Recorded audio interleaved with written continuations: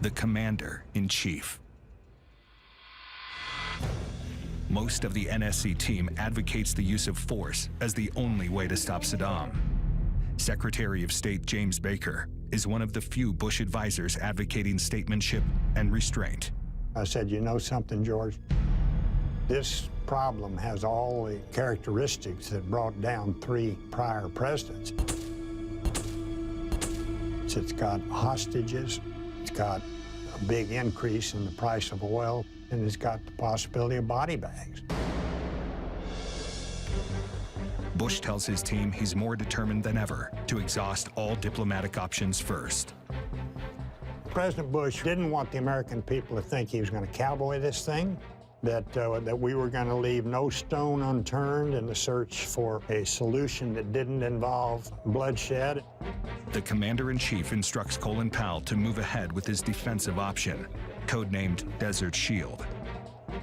But the president also decides to start deploying military assets to the Persian Gulf to show Saddam he's ready to go to war if sanctions don't work.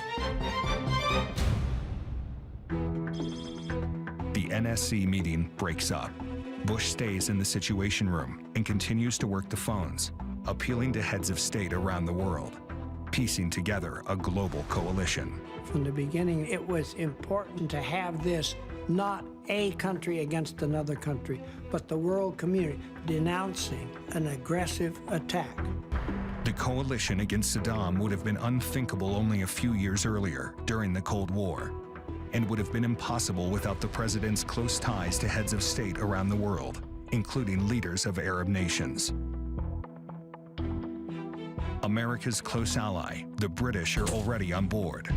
Next, Bush secures the support of the Germans and French, then Turkey and Japan. From the Persian Gulf, Egypt, Saudi Arabia, and Syria all join the U.S. coalition. Having the Arab states as part of the coalition was very important. It made it very clear that this was a very broad, unprecedented coalition.